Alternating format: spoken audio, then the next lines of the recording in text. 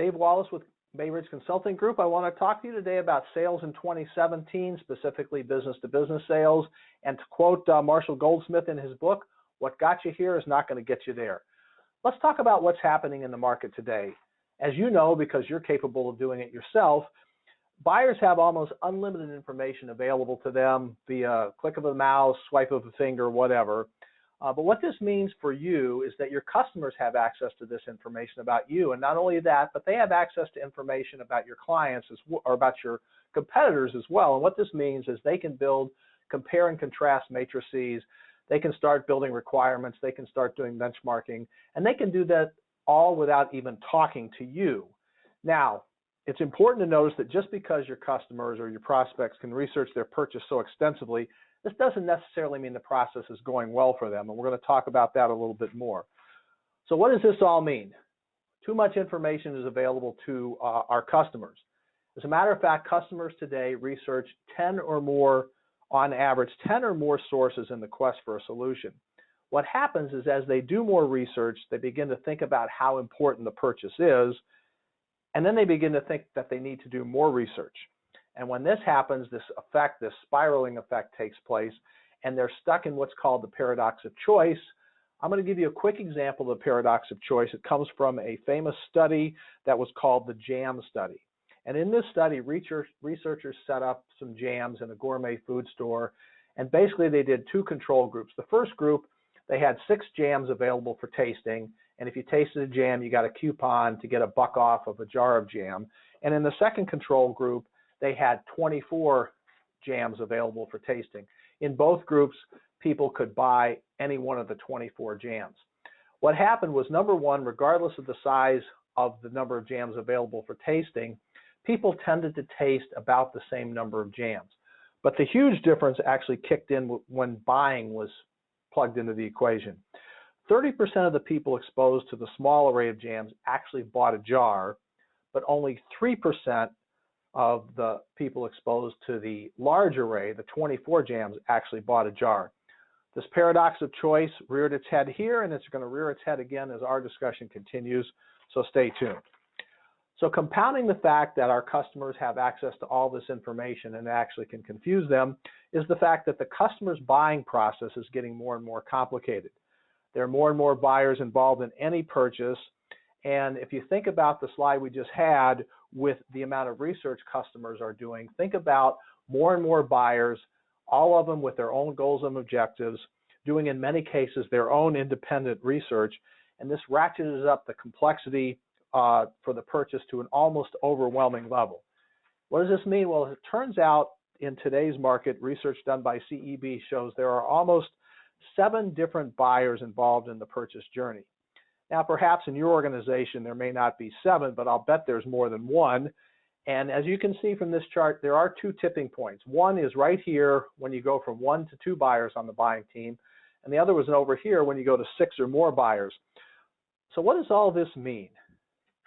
Well, this means that you've got a diverse group of buyers, and what they do is they settle for the lowest common denominator consensus. What happens is they get stuck, and getting stuck sounds like this. The solution shouldn't be disruptive. We have to make sure we reduce risk. We need to move cautiously, or we need to save money. None of these things sound good to us as a selling organization. Let's talk for a second about the old approach that just doesn't work anymore today. So in the old approach, this is what happened. You typically built great products or you offered superior services. And then what you did is you went about selling those products and services, and you did it by generating leads through advertising, word of mouth, press releases. You had targeting prospecting that touted your features and benefits. You attended trade shows, and you had booths at trade shows.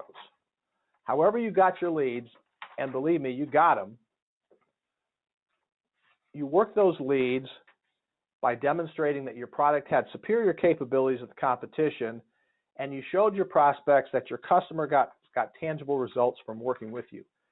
Typically, you had standardized pitch decks, elevator speeches, and sales presentations. But the old approach no longer works. It's just not so easy. Getting appointments is harder than ever. Nobody answers their phone. Email filters block mails coming in from unknown sources. And when you finally get a meeting, you find the attendees arrive late. They're distracted by their laptop, their handheld, or each other, and they give you less time than originally scheduled. Not only that, but with so many buyers, your one-size-fits-all pitch deck just doesn't work anymore. And deals you thought you had locked up, after all, your coach said it was a done deal. These things are stagnant 3 months later. Customers come to you with requirements that don't make any sense. Remember, access to information. And new players on the customer side are suddenly part of the sales process, and their agendas seem to be counter to the project objectives. So clearly, we need to think about sales in a new way. So what does this new way look like? Well, as it turns out, again, I'm going to mention CEB because they do wonderful research, and they're based out of Washington, D.C., and they've done extensive research on both the selling environment and the customer buying environment.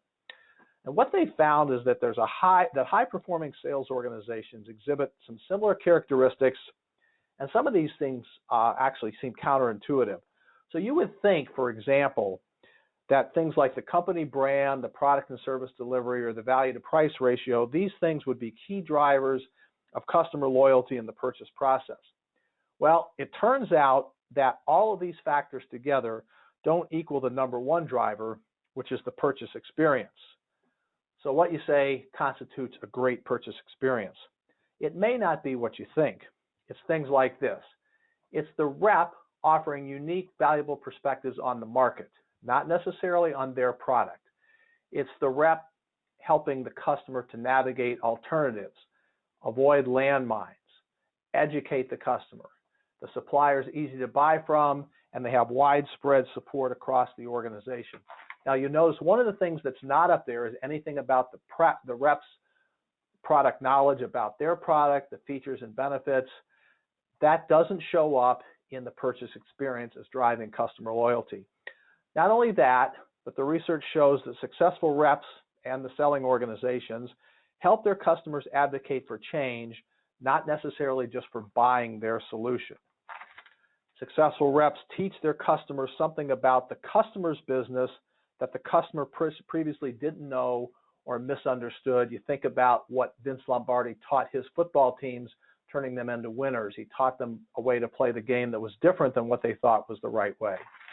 Successful selling organizations actually help align that diverse buying group that we talked about earlier. It's not up to the customer to do that. The successful selling organizations figure out how to do that for the customer. And finally, successful selling organizations are not only responsive, they're not responsive, but rather they act more like a travel agent. And by doing so, they ease the customer's burden and they guide them through these difficult decisions and choices. And earlier I talked about the fact that just because a client can and does do a lot of research on their purchase doesn't necessarily mean it's working well for them. The customer has too much information, there's too many people involved, and there's too many options. There's just, frankly, no way a selling organization could be responsive to all the customer requests and demands and have any hope of coming away with a successful outcome, even if they actually make a sale. Yet, what we find is that this is what typically selling organizations say, or salespeople. So number one, 86% say that helping the customer consider all the possible options and alternatives is important. 79 say they want to remain very flexible, and they'll do so, and they'll show options even when they don't necessarily agree with the direction that the customer's going. And over 2/3 say more information generally helps the customer make better decisions. The fact of the matter is this is just wrong.